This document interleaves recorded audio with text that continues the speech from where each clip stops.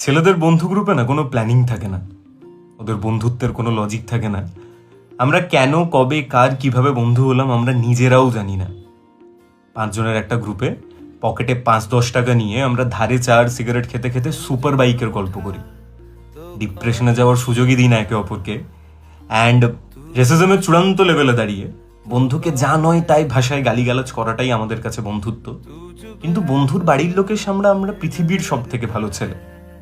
খুব সিম্পল কিছু ব্রোকরে আমরা চলি, যে ভাইয়ের থেকে টাকা ধার নিয়েছি মানে ওটা ফেরত দিতে হবে না, ভাইয়ের কাউকে ভালো লেগেছে মানেই সে আমাদের বৌদি, বন্ধুকে তার আসল নাম ছাড়া আমরা যা খুশি বলে ডাকবো, বন্ধুকে এক বিন্দু সম্মান করবো না, কিন্তু বাইরের কেউ বন্ধুকে কিছু একটা বলে দিই তাকে আমরা ছেড়ে দেবো না। আর আমরা জানি যে এই গ্রুপটাই থাকলে জীবনে কিচ্ছু হবে না, কোনো উন্নতি হবে না, কোনো লাভ নেই, কিন্তু তবুও সেই গ্রুপটা ছেড়ে যাব না আমরা। অ্যান্ড বন্ধুকে আমরা বন্ধু বলি না, ভাই বলি।